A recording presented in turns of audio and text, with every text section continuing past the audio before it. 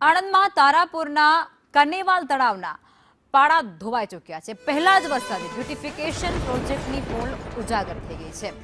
રૂપિયા 98 કરોડના beautification project પર હવે સીધા સવાલો છે। ઉદ્ઘાટન પહેલા જ અનેક સ્થળે મોટા ગાબડા પડી ગયા છે। પહેલા જ વરસાદે કામની ગુણવત્તાની પોલ ઉજાગર કરી છે।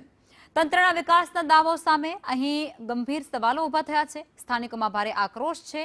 પ્રોજેક્ટની ગુણવત્તા અંગે ચર્ચાઓ હવે ખૂબ તેજ બની ગઈ છે।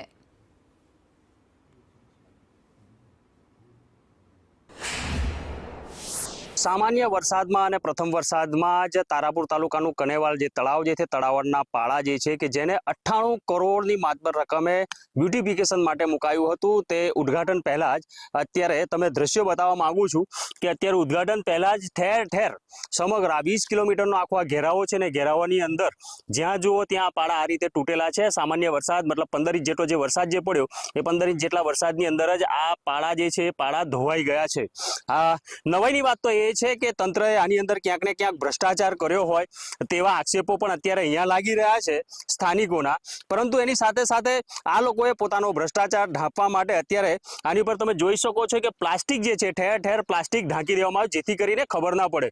પરંતુ કદાચ આ લોકોએ પ્લાસ્ટિકને જે વધુ ના ધોવાણ થાય એના માટે ઢાંક્યું હશે, પરંતુ લોકોનો આક્ષેપ છે કે લોકો અહીંયા જોઈ ના જાય, આ પાળા વધુ ના ધોવાય એટલા માટે અત્યારે પ્લાસ્ટિક ઢાંકી અને અત્યારે કોન્ટ્રાક્ટર દ્વારા અહીંયા સંતોષ માનવામાં આવી રહ્યો છે। પ્રજાના 98 કરોડ રૂપિયાનું જે બ્યુટિફિકેશન જે હતું તળાવનું, લોકોની આશાઓ હતી અહીંયા કે અહીંયા સારું તળાવ બની જશે અને લોકો હરવા ફરવા માટે પોતાની ફેમિલી સાથે આવશે, પરંતુ આ આશાઓ અત્યારે આ વરસાદની અંદર ક્યાંક ને ક્યાંક ધોવાય છે। અને એ આશાઓ જ્યારે ધોવાય છે ત્યારે તંત્રના કામનો જે અરીસો જે છે અત્યારે અહીંયા ખુલ્લો પડ્યો છે। આરીફ શેખ, સંદેશ ન્યૂઝ।